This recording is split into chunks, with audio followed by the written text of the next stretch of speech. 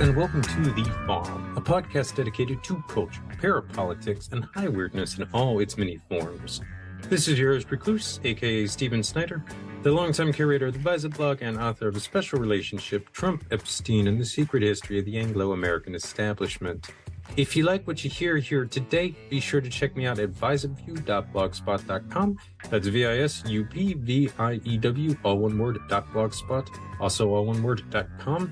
And procure a copy of that book among the works at The Farm's official store, which is at The Farm Podcast. That is The Farm Podcast, all one word, .store. And please consider signing up for The Farm's Patreon. At the lowest tier, you get 2 additional full-length shows per month. That's between 3 and 4 hours of bonus material with exclusive guests and content. And our all-access patrons have access to The Farm's monthly Zoom party meeting, my State of the Union addresses, periodic write-ups, dispatches from all the adventures I have, insights into the research that's ongoing over here, and all kinds of other goodies. It's a lot of material, guys, so definitely give that a consideration here. All right, folks, I've got a pair of repeaters with me for this outing, and a heavyweight duo at that. One is Vincent Treewell of The Weird Part. Thank you so much for dropping by again this evening, Vincent, sir. Oh, my pleasure. Happy to be here, Stephen. All right, and also joining us for this outing is Jeff from Badgerland Legends. It's a pleasure to have him on a formal farm episode for the first time. Jeff's actually joined us for a couple of presentations on the Zoom party already, but it's great to finally have him here for a proper show. So thank you for joining us, sir. Excited to contribute tonight. So, inevitably, our subject for this outing is Weird Wisconsin. Just when you think I've seen it all as far as that particular state is concerned, I find some more incredible oddities. Case in point, Burlington, Wisconsin.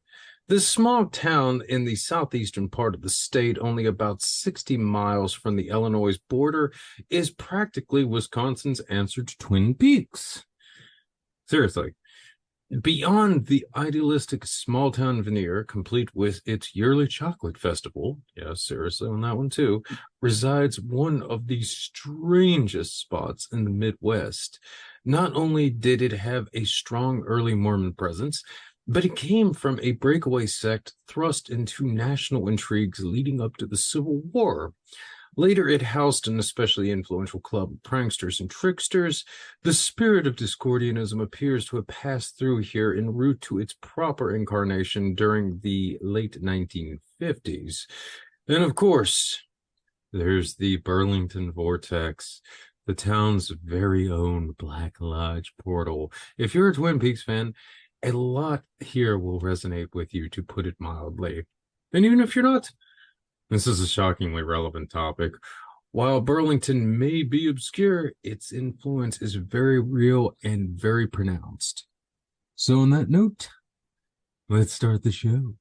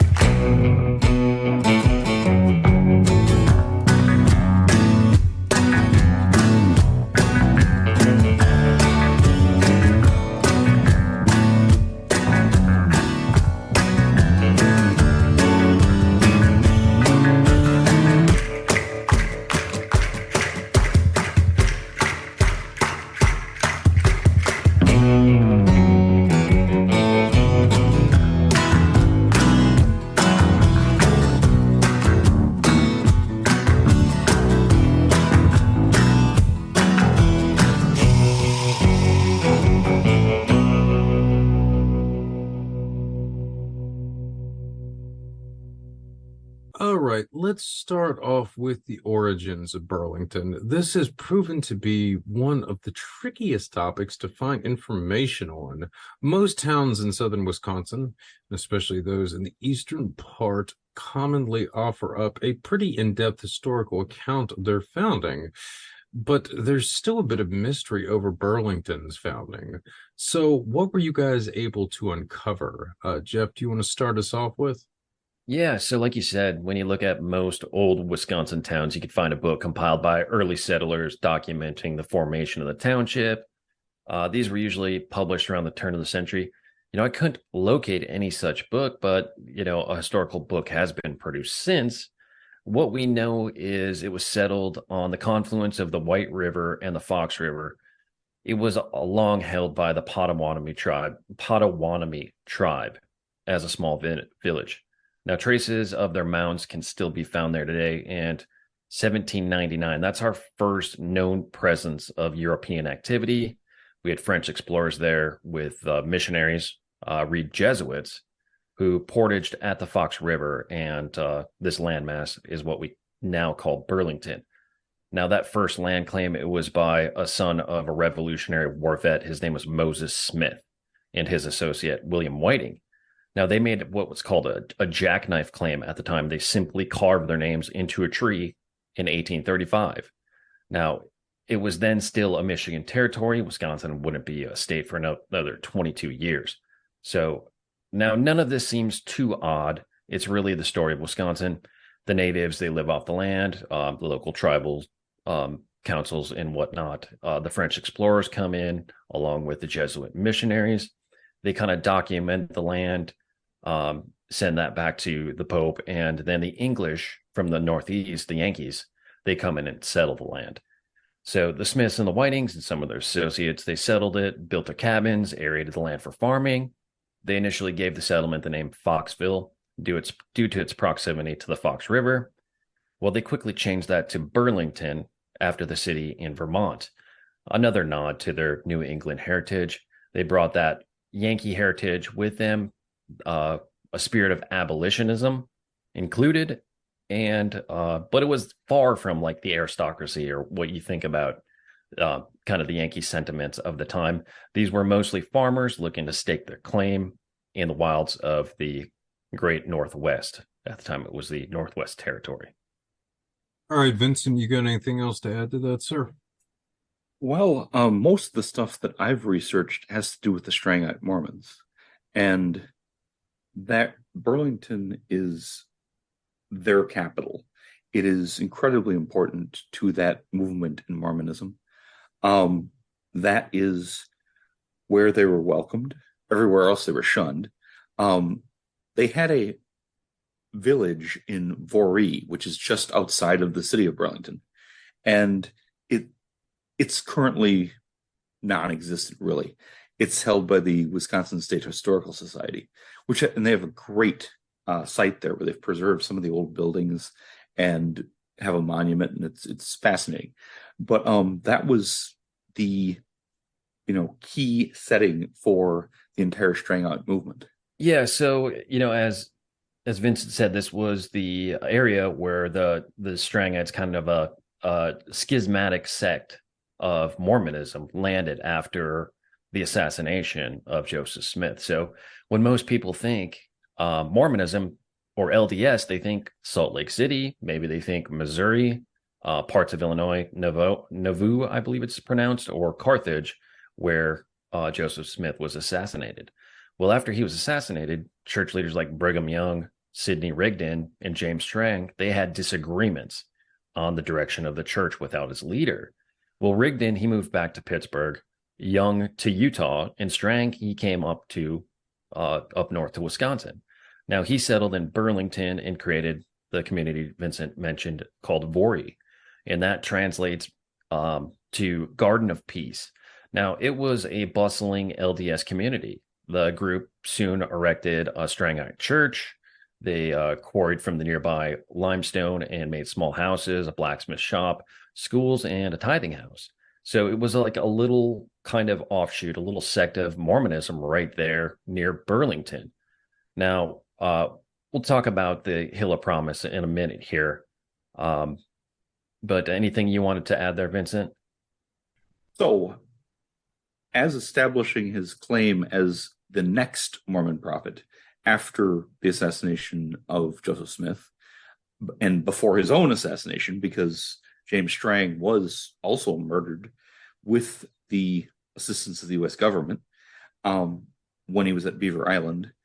And But while he was in Burlington, he allegedly, and it's a matter of faith, it's not a matter of history, but he found a different set of plates that, of course, for those not that familiar with Mormonism, Joseph Smith found these golden plates, which he translated into the Book of Mormon. James J. Strang found another set of plates in Burlington in a farmer's field and translated them into what he called the Book of the Law. And that became one of the pillars of Strangite Mormonism. And we went there. Recluse and I went there.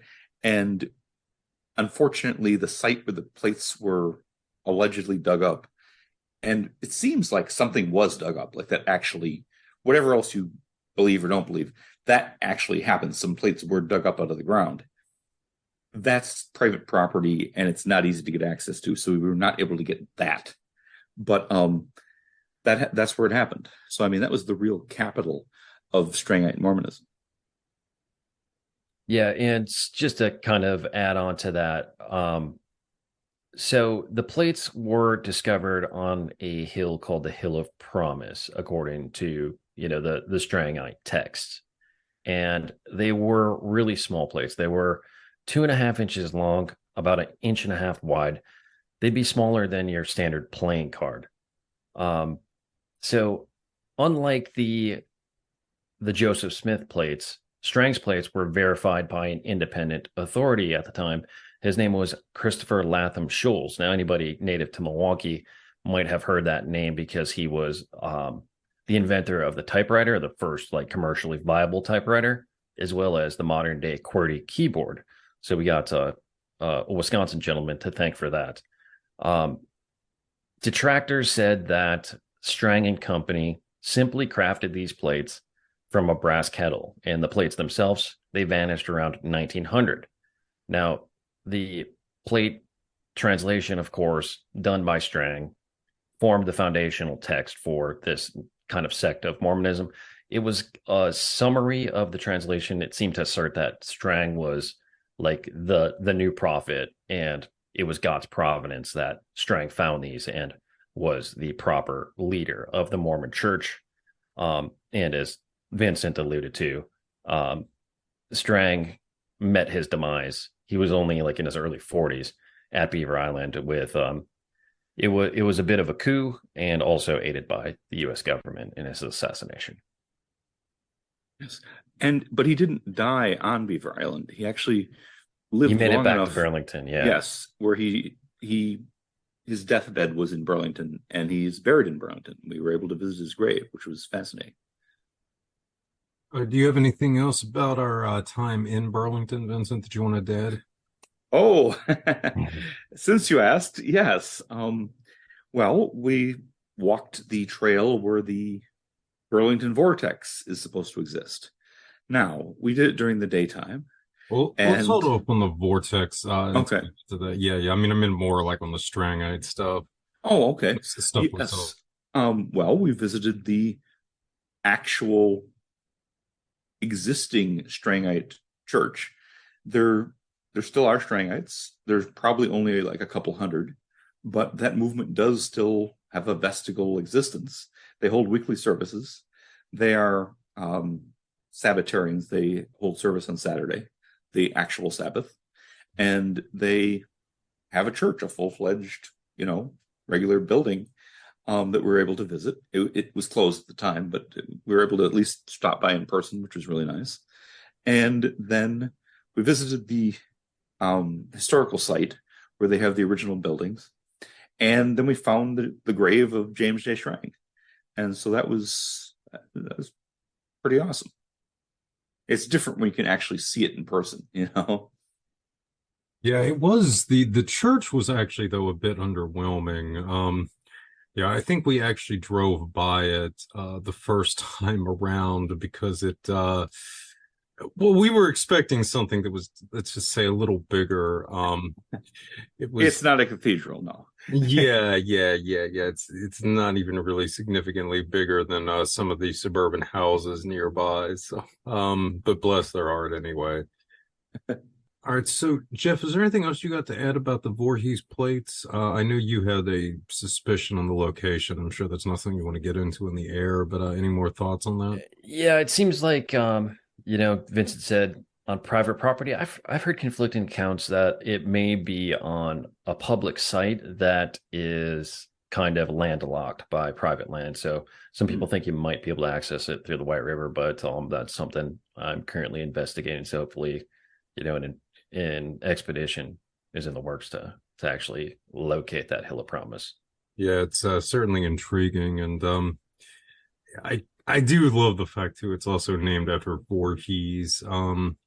I guess that always sort of reminds me of the Friday the 13th series. Yeah, And yeah. it is sort of like that kind of kooky little small town, almost like kind of a Crystal Lake-esque thing to some of it. So but yes, very apt that the Voorhees shows up in this. So the press in Burlington has proven to be shockingly influential at the national level. And it should be emphasized too, they were really instrumental in building Strang up as a national figure during the era leading up to the Civil War. And then in the early 20th century, they launched another institution that would influence the nation across the board. It was known as the Burlington Liars Club. So what was it about, Jeff? Yeah, so the Burlington Liars Club, it's been bestowing the title of World Champion Liar since 1929. Now, the origins of the club are built on a stack of lies, literally and figuratively. So, kind of a little origin story for the Burlington Liars Clubs is a freelance reporter named Manel Hahn, or Manuel, I'm not sure exactly how to pronounce his name, Manel Hahn. He fabricated a story about a lying contest between the Burlington Police and the Burlington Fire Department. Now, although there was a shred of truth behind the accounts, the civil servants were often gathered to informally swap tall tales and see who could tell the biggest tall tale, the biggest lie. So the winning lies were exaggerated accounts of stories that were blatantly absurd, rife with satire, and generally good hearted in nature. So, just an example, the 1963 winner came in from Massachusetts, so a long way from Burlington. And the lie was fishing around here was so bad this summer that even the biggest liars didn't catch any. So, just kind of a little tongue in cheek satirical reference to the time. So, the winning lies are often evergreen quips that harken back to, say, like Borscht Belt one liners or even like American satire like Mark Twain's tradition, while others are more topical or culturally relevant to the time. So, last year's winner came in from Daniel B. Lonis of nearby Racine. So, his quip or lie of 2022 was the list price of my new car was so high, I was able to use the cashback rebate to purchase my first home. So just kind of a satirical riff on the economic situation with the high price of automobiles. So the club, it still operates and its honorary liar is revealed before the New Year's of every year. And everyone has a chance to enter the contest, but it's costly to become a liar. The going rate, it's $1 per liar. For that princely sum, you receive a membership card to prove you're not lying about your membership to this prestigious club. And although the gesture of being labeled a liar in this manner seems innocent enough on the surface, the inversion of that moral dictum that we all learned in Bible school or Sunday school, thou shalt not bear false witness or thou shalt not lie, and that trickster like quality, it can't be ignored. True enough. I don't know if you know this or not, but did they create the hodag? That was Gene Shepard of the Northwoods timber cruising fame that came up with the hodag, as far as my research is Oh. netted. For those who are not from Wisconsin, the hodag is a fraud, but it's a fascinating fraud. It's a cryptid that lives way up north by now, great, the town I'm blanking on the Rhinelander. town. Rhinelander. Rhinelander, exactly. And it's kind of like a dinosaur that lives in the woods. And yeah, they faked that to get tourism and stuff like 100 years ago. Yeah, it started as kind of a bunkhouse tale up in the North Woods amongst the lumberjacks to pass the time, kind of in the same, if it's like the Marvel Cinematic Universe as like Paul Bunyan and Babe the Big Blue Ox, the Hodag would fit nicely into those lumberjacking legends. So I have named Gene Shepard, the creator of the Hodag, the P.T. Barnum of the bunkhouse, because he had that same kind of trickster energy. I think another thing he kind of perpetuated was a fur-bearing trout, where he had a taxidermist take a trout and wrap it in like a beaver pelt, and said, "Hey, you know, the winters have been so cold in this part of the woods that the trout are even growing fur." You know, just kind of that same kind of intrigue as the Burlington Liars Club, but actually preceded the Burlington Liars Club by about 50 years. Now, Jeff, it's also interesting because Burlington's not that far from Devlin, right? Delavan, yeah, the Delavan, circus yeah. town, yep. Now, that was where Barnum was originally based out of. Well, I know it wasn't actually P.T. Barnum who really ran. Yeah, it was the guy. offshoot of P.T. Barnum, and it was the Barnum and Bailey, and then Hey, I think it eventually was the Bailey. Ringling Brothers Circus as well, all kind of rolled into one. Well, the Ringling Brothers, though, were on the western part of the state, right? They were up by so- Baraboo, so more central. Yeah, yeah. Yep. So, but yeah, it's kind of interesting. Devlin was also a really big circus town, which is pretty close to it. So, you also sort of have a bit of that lineage as well. And again, a major nationwide circus that was there. Well, Vincent, you and I also got to see the Burlington Liars Club. What were your thoughts about it? Well, not to be a little underwhelming, but I was so exhausted after the hike that I basically just needed to sit down and drink some iced coffee for a while. So I left that mostly to you. It was interesting and to see the plaques and stuff, but I didn't go too deep, to be very honest. Yeah, I it was, was. Oh, go ahead. no, I was just wiped at that point, man. We'd been doing a lot of walking. Yeah, it was kind of funny because when we had been driving through the downtown area, I had noticed because there's like a coffee shop slash a little bakery in the floor below the Burlington Liars Club. The Burlington Liars Club is like on the second story.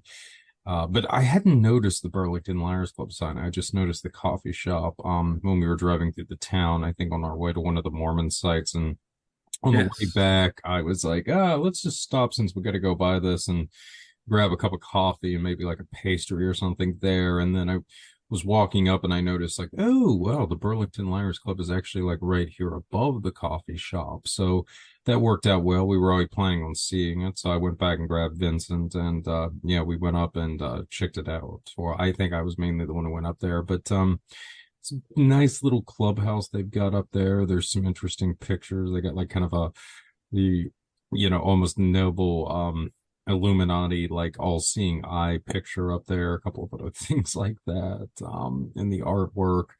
In the whole, it's a nice little bar that they have set up. The coffee shop was quite good. Fortunately, the pastries were a bit slim pickings, but what they had was tasty. So probably would have been better if I had gotten in there. This was like around 5 o'clock. So most bakeries are getting a little low by then. But all in all, it was certainly an interesting place, very cozy and very charming. So, not much can be said for it. So it was honestly pretty, fortuitous that we were going to a different location and happened to drive right exactly past it. So, yeah. It was one of those we happened to stumble upon it and had no idea that was the actual place. But fitting though, there's two institutions that have potentially influenced Discordianism here, which would be the Burlington Liars Club and the Strangite branch of Mormonism. Of course, Carrie Thornley grew up in a Mormon household and appears to have deliberately parried it with the Discordianism at times. A major Discordian offshoot is the Church of the Subgenius, headed by a figure who goes by the name of Ivan Strang. This clearly seems to be a reference to James Strang. Elsewhere, the uses of hoax and fabrications for mindfucking is quite similar to the activity of the Burlington Liars Club. And then there's also the strong Fortean lineage in Discordianism. The early Forteans were represented in Wisconsin very well and the surrounding area.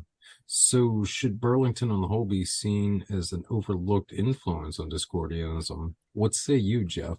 Yeah, so the 14th Society, as you're saying, it started near the end of Charles Hoy Fort's life in 1931, and it was to promote and perpetuate his works. Now, you'd expect such a society to be like low status, bookwormy folks, but it was anything of the sort. Luminaries and geniuses of the day were card carrying members of the 14th Society. Wisconsin's own Frank Lloyd Wright, screenwriter and producer Ben Hecht, who he actually spent his formative years in Racine, in nearby Racine to Burlington, not far at all. They were members of the 14th Society, and even a Supreme Court Justice, Oliver Wendell Holmes, was said to be a member. Another notable member was the brightest mind of the day, Buckminster Fuller, along with rhetorician H.L. Mencken. He was friends with Fort, but he often agreed with him and took the opposite side. He called, I believe he called Fort stuff Bohemian mush, but it was still he was still kind of an honorary member. So none of these gentlemen or ladies included in that society, none of them were lightweights in the arena of science or critical thinking. And we can't overlook Wisconsin's broader role in the perpetuation of science fiction, flying saucers, and Forteana through the works of publisher Ray Palmer out of Amherst, Wisconsin, which is in the middle of the state. Now, as far as its influence on Discordianism, it's hard to overlook a stalwart like the Liars Club for sowing discord into the culture. Now, although my research didn't uncover any direct connections between Burlington directly, other than that kind of the Strang name, the founding members, Thornley Hill, progenitor like Robert Anton Wilson, I'd really be curious to see what you've uncovered, Stephen. Well, also, too, you got to remember Raw worked out of Chicago for a little bit, too. But Not too far from, yeah, and Burlington. On the topic of Chicago, I want to get into what was surely a significant influence in the formation of the Burlington Liars Club, and that was a outfit known as the Whitechapel Club, based out of Chicago. It was founded, I think, around 1890, maybe a little before then. So, as the name implies, this club was closely connected to Jack the Ripper. That's why it's rather Whitechapel. Yeah. It was founded, I think, only a year or two after the Ripper killings. It ceased as well. So it was set up by a lot of figures within Chicago's press, many of the luminaries, for the purposes of literary hoaxes and pranks. And some of these were quite elaborate. They had some overlaps with what were known as suicide clubs, which, again, if you know your Discordiana, later that kind of became entwined with the whole cacophony society and some of this other stuff. Well, they had the Suicide Club in California, which was sort of a Discordian offshoot that gave birth to the Cacophony Society, which is one of the inspirations for Fight Club. But not to get too sidetracked. The suicide clubs in the late 19th century were a bit different. These were effectively tied to labor unions, and as the name implies, it was a bit like the self-immolation that the Buddhist monks engaged in Vietnam as protest against the industrial greed, or the greed of the capitalists at the height of the Gilded Age. Some of these labor union people would commit suicide. And one of them did so in the Chicago area, and the body was recovered by the Whitechapel Club, which sort of set up its own branch of the Suicide Club. And they did this elaborate mock funeral procession, kind of a pagan thing where they all wore robes and they burned the body on a funeral pyre outside the river at the middle of the night. So they were engaged in quite a bit of elaborate theatrical hijinks and all kinds of stuff like that. So anyway, I have not been able to confirm if he was an actual member or not, but the head of the 14th Society, the founder, Theodore Dresser, knew quite a few of the members of the Whitechapel Club when he was working as a young reporter himself in Chicago during this time frame. And again, you got to emphasize that Burlington and Chicago are fairly close to one another. They're about 2 hours away or something, if that. Yeah, probably even less. Yeah, exactly. And again, the Whitechapel Club and some of the pranks that they were doing in the late 19th, early 20th century did generate quite a bit of publicity. So I would have to imagine that people involved with the Burlington Liars Club are almost surely aware of this outfit. And then in turn, besides Dresser, there were other, because you had kind of indicated, Jeff, there were a lot of literary figures connected to the early Fortean Society. Many of them had cut their teeth in journalism, and quite a few of them had interacted with some of the members of the Whitechapel Club during the course of their professional careers. So anyway, getting into some other potential links here, you've got to look at another figure who hailed from Wisconsin originally, though he later relocated to California, and that would be Meade Lane, who was another early figure in the Fortean Society and would later found the was it the Borderlands Research Institute or something to that effect. But he is a fascinating figure. He was the early ufologist, and he was also one of the original proponents of the interdimensional hypothesis as well. And in point of fact, he had actually claimed to have seen a UFO. It was a Borderland Sciences Research Associates, by the way. He had also claimed to have seen a UFO, if I remember, around 46 or something, like right before the Kenneth Arnold sightings. And he had already developed this more sort of interdimensional notion of them, I mean, almost from the beginning. So in a lot of ways, he was very much ahead of his time, to put it mildly. So anyway, Lane was also a member of the Fortean Society, and Borderland had actually began as the sort of offshoot of it. And one of the guys who was involved with both Borderland and the Fortean Society was a fellow called Paul Dorr, who more recently has been fingered as a potential suspect in the Zodiac killings.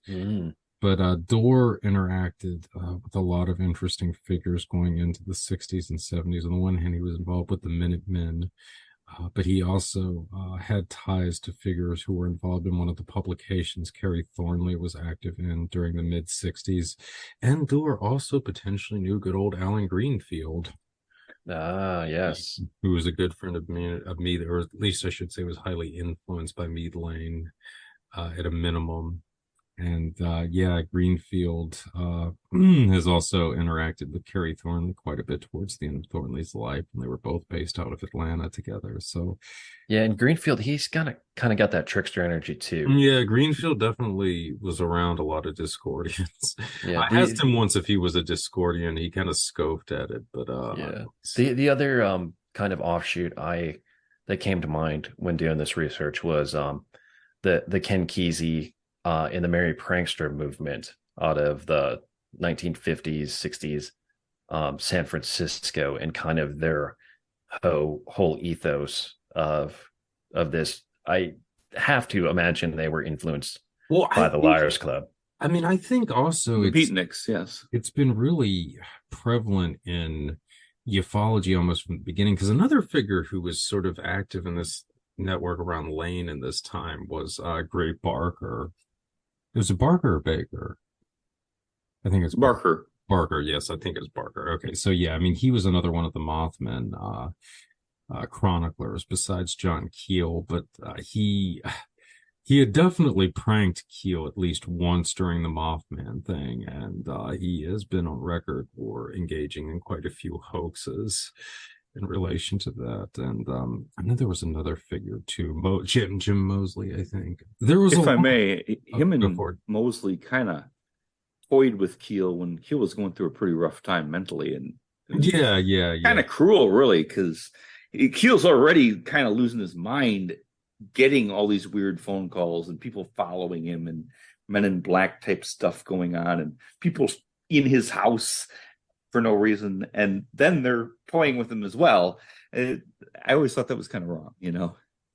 Yeah, I mean, there's definitely, I think, a kind of interesting overlap with that, and certainly too, as you're saying, the more malicious nature of some of the activities there. So, and yeah, but anyway, Barker, Lane, and Mosley were all sort of part of this early UFO network. The specifically ones who went in for this maybe more kind of mystical interpretation of the phenomenon as well. But I mean, interestingly enough, they were also engaged in some of these, like hoax activities as well. And you could also point to the surrealist movement as well with, Ben Hitch and some of these other guys who were tied up with that, I would say, is maybe kind of bleeding into some of the later influences on Discordianism as well. So I can't help but believe that somebody within the early Discordian circles was at least aware of Burlington and some of the oddities that had gone on here, and might have taken some inspiration from it, because certainly you do kind of see a lot of these strange things like that with the Burlington Liars Club, and at least this maybe sort of spiritual lineage, if you will. No, you can see some connections there. I did not know until you mentioned it that Theodore Dreiser had been a part of the Whitechapel Society. Well, I don't believe he was actually a member. He knew Oh. like a few of the members, though.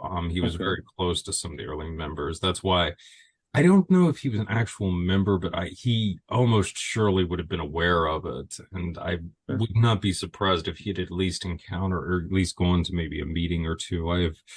I actually have I've got one or two of his biographies, just to go back and look through this stuff to see if I can find some records of him going to one of the meetings or not. But yeah, it's because, of course, he was Charles Fort's close friend and an early supporter, you know. Mm-hmm. Yeah. No, there's a lot of very interesting connections with this. And then, of course, later you had figures like Robert Anton Wilson, who became involved not with obviously the original Fortean Society, which was shuttered by then, but some of the latter incarnations of it that began like in the late 1960s. And just to kind of briefly touch on it too, but another revelation that Richard B. Spence recently dropped was the connection between Fortean Frank Lloyd Wright and James Shelby Downard. Mm-hmm. Of course, one of the first times that, or really actually the first time Downard was even mentioned to the public at large, was in the Cosmic Trigger, due to letters that William Grimstead had sent to Robert Anton Wilson about the Sirius Rising tapes. So I have really started to consider the possibility that a lot of Downard's worldview had been shaped considerably by his interactions with the Wrights. So that's kind of another intriguing angle to a lot of this that hopefully I'll be exploring with Richard B. Spence in the very near future. Very cool. Looking forward to that. Absolutely. Spence is always dead on, man. He's good. He does his research. So yeah, there's a lot of interesting stuff with all of this, and I mean we're still kind of looking into it, but yeah, I especially too when you kind of get into some of the latter stuff with like Neil Gaiman and how much Wisconsin was incorporated into American Gods and things like that. There's definitely some interesting possibilities to explore with all of this. But anyway, let's start getting into the Burlington vortex here. Yeah. No Gaiman and no Wisconsin, and almost inevitably brings up David Lynch too, who was interacting with at the University of Madison at the time. So anyway, Burlington, I mean, it's almost like something straight out of Twin Peaks, literally. Jeff, what's the story behind the Burlington vortex? All right, the Burlington vortex. I'm going to read an excerpt from my buddy Chad Lewis's book. He just published a book called The Wisconsin Guide to Haunted Places. And he says, just on the outskirts of Burlington sits a wooded forest area that, by all accounts, looks like any other preserved area in Wisconsin. Yet, I have to admit, there's something that seemed off about this location. The small gravel parking lot stops abruptly at the opening of the trail leading you into the woods. In fact, there's no slow transition from the lot to the woods. The entrance to the trail looks like a hobbit door, and all of a sudden, you step onto the trail and you're immediately immersed in the dark, super thick woods. It does feel like you've crossed some paranormal threshold into another realm. But what I find refreshingly fascinating about this legend is that it lacks any sort of gruesome origin story. There are no tales of deranged serial killers, jilted lovers, or tragic accidents cursing the woods. The area is just weird because weird things happen here. Now, he continues by stating that the area is thought to be filled with numerous vortices that play with your perception. Photos taken in the woods often come out blurry. Now, personally, I've seen ones with light streaks or orbs or like distorted faces of people who allegedly or they claim to have held the camera still when this happens. And then there's other tales of, the spook lights, fairy fire, will o' the wisps. But this, and of course, the skeptic's favorite, swamp gas. They also come up as kind of an explanation. Now, it's certainly an area of high strangeness. When the activity started, it's not clear, and what the driving forces behind it, they remain unclear as well. But I know you guys got to stop in and see it, so I'm excited to hear about your kind of your trip report. Yeah, it was definitely something. Before we get into that though, real quick, Vincent, did you have anything else on the origins, possibly the vortex? Well, I've come across two books on it. One is by, give me 1 second here. Is it Mary Sutherland? Mary Sutherland, yes. She's a prolific author and she's written Haunted Burlington and a number of things. And then there's another one, Tales of the Vortex by George W. Tiller, which credits her with discovering it. And just goes on to explain many weird things that have been seen in and around that particular trail. All white apparitions, UFOs, orbs, all cryptids, all sorts of things have been reported. And, I've seen a lot of the comments that, oh yeah, I saw this and I saw that. And it does seem to be a very strange area. I can say that. Well, do you want to now start getting into our experiences in the vortex? We spent a couple of hours there. It, I would say, certainly lived up to its reputation. Yes, yes. For one thing, when they say trail, okay, maybe it's because I live in Milwaukee County. I was thinking of something paved, relatively flat, like it circles around. It's not that. It's a real trail. Like you're really hiking. This is at most 3 feet wide, at the widest. It's really narrow. It's not paved. Apparently, somebody put rocks down a long time ago, or there's just a lot of rocks. But it's hard walking, okay? And it's steep, almost roller coaster like hills, and it's very narrow. At different times, I had to grab a tree branch to not slide off the cliff there. It has some areas that do go straight down practically if you're not on the path, and it's a one-way trip. As far as you walk in, that's how far you got to walk back out.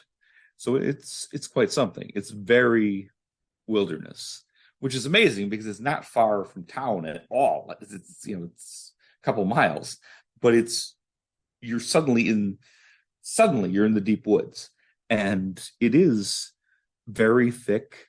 The brush and trees and everything are usually right on you, and I mean it's a little more intense cardio than I was necessarily ready for. Stephen he went to the end. I went most of the way to the end and then had to sit down on a stump for a while and catch my breath. But, so yes, I appreciate your patience, by the way, Stephen, because I know that I walk not quite as fast as you do. And my biggest concern was, God, I hope nobody twists an ankle or something out here, because we're in the middle of nowhere. You're not nearby something else. You're there. I don't know what they do if you call 911 from there. I have no idea how, because vehicles, I don't know, can't get back there. There's no access. You're on foot. That's what it is, and you're suddenly in the deep woods, and it's a very in the woods vibe. At the same time, people apparently go there at night and do things. We saw what I can only describe as altars. I'm sorry, they're altars. I could know an altar when I'm looking at one. And we saw strange circles of stones, just odd things. And, it was very interesting. Yeah, from the pictures that Steven sent me, he said that the all the trees within that clearing or the opening were all circled with stones, and then there was like a twisted tree and a rock cairn. Yes. And there then were multiple also, rock cairns. and then also, I wanted to get your explanation on the red rope image that you sent me. That looked like some kind of booby trap from the way I saw it, but I wasn't sure if there was any other functionality to it. Do you know, Stephen? It's a good question. So we could go here with the skeptic explanation. I did a little bit of digging here, and it seems that the aforementioned Mary Sutherland does the tours in the vortex. So, in theory, well, okay, I should probably set the stage here for this a little bit for you guys. So, when we're talking about this rope thing, Vincent and I are walking along the trail. And yes, I can confirm that it's a very strange thing because, first, the trail is quite long. I want to say it's probably at least 1.5 miles or something like that, and it's full length. The woods are pretty thick. You're kind of going up and down like a lot of valleys and plateaus and stuff. And I think on one side you have like a large like lake or something, and then on the other side it's just like a bunch of swampland and what have you. So the trail kind of cuts through like this very narrow stretch of land that's not in wetlands or something like that, right?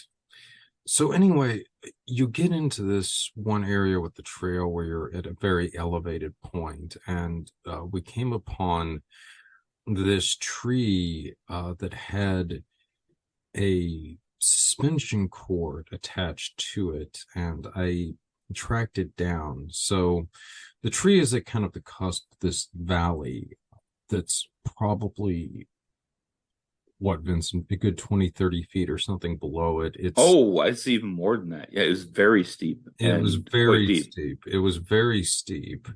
The rope runs okay, so that you have the valley, and then it goes back up on the other side to about the same height, and the rope runs from one tree to another tree on the other side of the valley at the high point. So what I'm trying to get at is this suspension rope. I mean, when you're at the bottom of the valley, it's probably a good 20 to 30 feet off the ground, okay? And it would then... So, okay, we're trying to figure out like the purpose of this. And looking at the whole thing with them possibly doing a ghost hunt here afterwards, I had kind of thought, well, maybe Mary Sutherland wants to spice things up. So, maybe they have something attached to this wooden stump thing and they send it down at the depot or something like that. But there's a couple problems with this. Unless there was another path that I wasn't seeing, and I did kind of look around for this when I was down there, it's very steep. It's not the easiest way to walk down there. I didn't walk down there because I knew I wasn't going to make it back. Yeah, I mean, I'm in reasonably good shape, even though I'm about 40. And I mean, most younger people probably would be able to manage this fairly well. But I mean, a lot of people who do the ghost hunt tours are not necessarily in peak, physical condition. So I would think that for something like this to have maximum effect, you would need them down in the valley, right? And be easier said than done getting a group down there. And then the other thing is, okay, so you have like, I don't know, let's just say like a scarecrow or something hooked up to this thing. You release it, it starts going down, the suspension cord, and about midway through, it's just going to stop and like hang there. Mm-hmm. And you would have to like attach a rope to it and pull it back because again, it's just too steep in the other side for the inertia to pull it back up. And conversely, too, I mean, if this was being used for some sort of weird, American Gladiators kind of, obstacle course or something like that, it's the same thing. Okay, you're going to do this like epic swing down on the suspension rope and, dangling from this piece of wood on it. And okay, again, your inertia is going to stop and you're basically going to be midway through when it does stop. And you're going to be dangling like, 20, 30 feet from the ground. So once again, what the fuck do you do? The only thing is the guy would either have to let go and fall onto a trampoline or I don't know, like a sheet that people are holding up for him or something like that. Or they would they'd have to be another like belay hook to it to pull him back. Yeah, there would have to be another hook or something to pull him back. And it seemed kind of silly though for that. And it just seemed reason. So like imagine the most rickety carnival ride you've ever seen at like a county fair. It was way worse than that. It just looked like the most unsafe thing you could possibly have. I mean, like, I know some of these, I know some like these fraternities and stuff like that do some pretty intense, hazing things for like initiation rites. But yeah, this just didn't seem like it made a lot of sense. And like I was saying again, if you were trying to attach like ropes or something to pull the guy back, I mean, it's a couple of 100 yards from one tree that the rope is attached to the other one. So you would need a long fucking line to pull this guy back. You know what I'm saying? It just for a lot of it just didn't make a lot of sense on any number of levels other than potentially if you're just going to hang something up and suspend it there over the center of this valley, which would be the main thing that I could think of. I'm just speculating, but the only thing I thought of was this is a trap. Okay, this or is it not. could be Well, that's the first thing I trap. thought was this is like some kind of Home Alone style booby trap. But the thing is again, it's not something that would, because you would think that you would want it as a trap along the trail, right? Yeah. But it's not there by the trail. I mean, you would have to be down into the valley for it to really work again as some kind of like Home Alone-esque trap. Because yeah, maybe you could have like boulders or something attached to the piece of wood or something, and then you have like a line attached to like a sheet holding them there, and you can pull it as they're swinging down and they fall on somebody. But once again, they've got to get down into the valley, and frankly, it would just be easier to push somebody down that narrow ass path, or far easier. There you go. This elaborate, like trying to set up this trap and lure them down there, and then it's just really weird. It was a very odd piece of equipment to find, which took some serious work to build, but is just rickety as can be. Yeah, it just did not make a lot of sense on any number of levels. I'm going to have some pictures of this stuff up in the Patreon section if you guys are curious to check that out. But yes, it was very strange. And then just a few other observations. I mean, the trees in this place were very weird. I even had remarked to Vincent when we were there, this is like something like out of the Wizard of Oz, with the sets there with those sort of like living tree monster thingies. I mean, that was almost like what I was thinking of. They almost, I mean, in fact, I think Vincent thought they saw a face in one of them. I mean, they did almost alive at a few points. I mean, they were very What time of day did you guys go? We went in the middle of the freaking afternoon too, Okay. man. I can only imagine what it'd be like seeing those damn things at night. I would not care to go there at night. Okay, I have a newfound respect for Mary then, because she's no spring chicken. So if she's still going out there giving tours, and having experiences, that's pretty awesome. And getting into the spot Vincent was talking about. So this is sort of like another clearing area. And it looked like there was also a spot for probably some kind of fire pit there.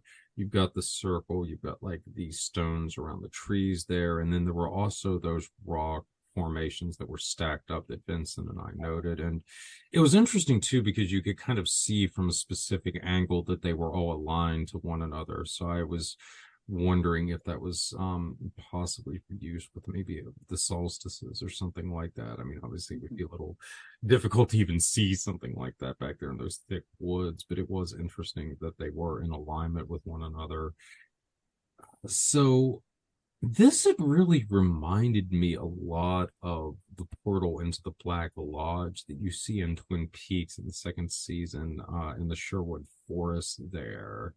I believe it was kind of a similar setup where they had like the rocks around like a lot of the trees and stuff like that.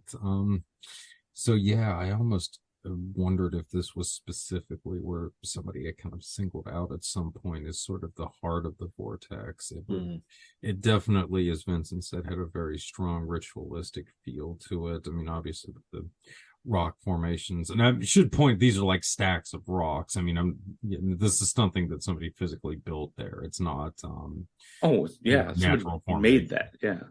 So, well, I mean, yeah, I mean, you know what I'm talking about, Vince. I'm just people who weren't there with us that I'm trying to illustrate when I say rock formation. I don't just mean it was like, you know, a certain way that it had been eroded by the winds or something. I mean, these were actual like stacks of rocks and stuff like that that we were seeing there, which was really fascinating. But yeah, it had a very temple-esque feel to it. And this was a bit of a distance too from the weird tree, you know, suspension rope thing. Though that was, I guess, closer to maybe the other exit. But yeah, it was a very strange thing. And then there were also the way voices carried in there too. It was, I know when Vince and I were walking in there, it definitely sounded like there were some kids at some point where in the park, quote unquote, but we never encountered anybody. And it, you know, I just can't imagine that they would have been down in the swamp there. I mean, the grass was so overgrown and what have you. And I mean, I think we would have probably seen some kind of dentures in the terrain from them or something like that. So, I mean, I can only imagine that the voices must have been, you know, carrying from a distance, but it was still very odd. And just in general, like I said, you know, this is a fairly big spot.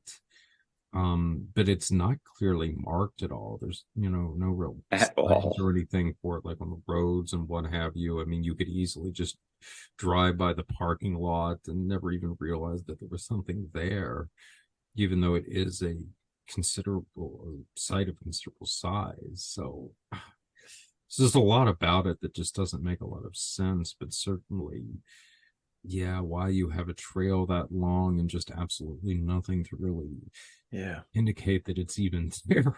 Yeah, I know Tim Renner, he talks a lot about Site 7 on his podcast. So it kind of reminds me of that. Just not very big, but when you're in it, it just feels like you're disconnected. So it's definitely Yes. high on my list to go explore along with the ruins of Old Warhee. Absolutely. Mm. And again, we did hear some voices, but we did not see another human being the entire time. Hmm. And we were there for a couple of hours in the middle of the day. Yeah. So I can't, if you want some privacy, you go there at night, there's not going to be anybody else around. And somebody goes there at least and walks like a mile into it to do something with these rock altars. Something happens there. All right. Yeah, that's a good point too. The rock altars are like a bit of a ways in there too. So, you know, it's not like something that's kind of like right there, like by the entrance or something like that. You would be walking a little bit going in there at night. All right, to wrap up, I wanted to get into Twin Peaks here a little more with you guys. So, beyond the similarities the Vortex has, the Black Lodge portal in Twin Peaks is Sherwood Forest. Burlington has a few other peaks-like characteristics, most notably how, as such a small and obscure town, seems capable of wielding such a cultural influence abroad. One is left with an eerie sense of forces present in this region that are determined to be acknowledged on a much broader scale. So what are your guys' thoughts? Do you want to start us off, Jeff? Yeah. So I know this evening we really honed in on the small town of Burlington, but we'd really be remiss to not acknowledge the general weirdness of the entire area. Now, when you're in Burlington, you're only a few miles as the crow flies from Lake Geneva. Now, that place has a really rich and deep history and haunted history. So, in fact, the RPG Dungeons and Dragons was invented and distributed by TRS right there in Lake Geneva. Now, if there's any other game that had a more stunning effect on the broader culture, besides maybe the Ouija board, I can't name it. And then you look at the proximity of like Elkhorn. You got the Beast of Bray Road phenomenon right there. It's like the next town over from Burlington. We got to add that to it. And then the next town over from Elkhorn, you got Delavan that Stephen mentioned earlier. That was an early circus town, Wisconsin's first circus town. Now you got that dualistic clown energy that you and Paul Stops have talked about. You got that hucksterish energy from P.T. Barnum, which spawned into the offshoot of that traveling circus. Tie in the Ringling Brothers, their links to Freemasonry into the circus. You can't overlook that. And not to mention the supposed giant bones that were uncovered on a golf course right there, allegedly, right there in Delavan. And then you go a little more northwest, you got Whitewater, that's Second Salem. It's known for its general witchiness and also its early influence on spiritualism movement. So for those that don't know, Morris Pratt opened the first school of spiritualism in 1888 in Whitewater, Wisconsin. And that's kind of where it got its name as Second Salem. Now, the origins for the funding of the Morris Pratt Institute, they actually come from a supernatural source. If you look into it, it's quite a departure. A psychic medium told Morris Pratt that a Native American guide honed in on a specific plot of land that a mining company had rights to in Upper Michigan, where they struck it big on, I believe it was iron ore and hematite. And that created the windfall that he used to open that first school of spiritualism. Now, Burlington itself, it's saccharine sweet. It's home to Nestle, as Stephen mentioned in the intro. The chocolate factory is there. They actually named it Chocolate City, USA for tourism reasons. So you get kind of this, saccharine sweet vibe, but you have these undercurrents of weirdness. And then you look at Burlington itself. It's between two rivers. It's between two counties. It's both part of Racine and Walworth County. It's divided by two glacial lobes. So you guys talked about being in the Burlington vortex and seeing all of this extra stone. There's a good chance that is moraine left there by the termination of the glaciers that rolled through there. There was two separate lobes of glaciers that left their deposits right there through Burlington and Elkhorn. Now, if you look at a USGS map of the area, there's a strong electromagnetic presence right there between Burlington, Elkhorn, Lake Geneva. And let's just say it's liminal as fuck. It's a space in between. Now, if the Twin Peaks wasn't a fictitious town somewhere in the mountains of Washington, it could easily have been set right there in Burlington, Wisconsin. Also, too, the Slender Man thing, Vincent, that's not too far from there. Right? Not far from Waukesha either. Not far at all. Yes. Where both the originator of the Slender Man creepypasta lived there at the time he wrote that. And then, of course, the notorious young girls who committed attempted murder under the influences of what they described as Slender Man were also from Waukesha. It all took place, the circle is all in Waukesha, which is fairly close to Burlington. You'd mentioned earlier, Jeff, that Ray Palmer was publishing Fate magazine. Was it Fate magazine or Amazing Stories or both? I believe both. Okay. Yeah, I and think the Fate Shaver came after Mysteries. he left. Fate, if I remember, came after around the time he was wrapping up his association with Amazing Stories. Fate was kind of like started to like pursue his more like esoteric, interests. Yeah, so definitely the UFO mythos, the Shaver Mysteries stuff that was published out of his Amherst home. So that's coming out of Amherst, Wisconsin. And then August Derleth is keeping alive H.P. Lovecraft's work out of Sauk City. Fox City, right on, yes. So Wisconsin's producing this huge cultural influence for its size and for a fairly rural environment. It's producing an outsized, Well, it's It's peculiar kind of disproportionate. strange cultural influence. influence too. It's not just like I mean, it's not like these are just like sort of like prairie house depictions or something like that are Norman Rockwell kind of stuff that's coming out of it either. This is very, in a lot of cases, like avant-garde art and culture we're talking about here. Well, it's Oh, it's really a yeah. subculture, and you look, like I said, on the surface, Chocolate City, USA, Burlington, Wisconsin, nearby Elkhorn. It's called the Christmas card town because of these watercolor Christmas cards that were produced in there, and you have just this veneer of this homey, like you said, Norman Rockwell esque quality to it, with this undercurrent of just weirdness, and like you said, tying in the Ray Palmer, the August Derleth stuff, and then you got D&D, Dungeons and Dragons. Is there any Also, more too, you've got influential RPG game? No. you got Go ahead. that recording studio in Lake Geneva too. That was actually based out of the resort Hugh Hefner put there. But Yeah, it was the Playboy Club. It's now the Lake Geneva, I think the Grand Geneva Club now, and it was but this home to some of recording, the first industrial metal recordings. yeah. I mean, because Wax Tracks again was based right out of Chicago there, so they would send a lot of the artists there to record. But yeah, Nine Inch Nails Broken album was recorded there. I think it was. I can't remember if Plasm 69 was the Ministry album, but one of the big ones was recorded there. And there were some other acts too. The Red Hot Chili Peppers, I think, cut some stuff there. So, again, very big on a cultural scale, even though it's not really a very well known region at all. So, yeah, very, very curious.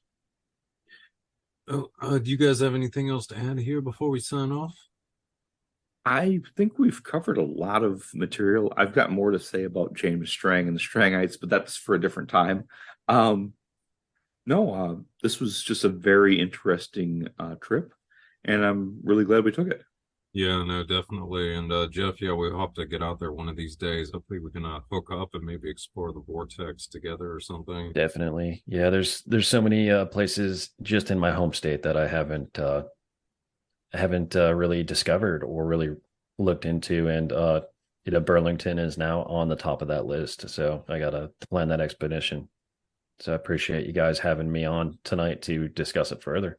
Yeah. Oh, I've learned a ton from you, Jeff. I lived here my whole life, and I'm like, how did I not know about some of this stuff? There's always something more to learn about your home.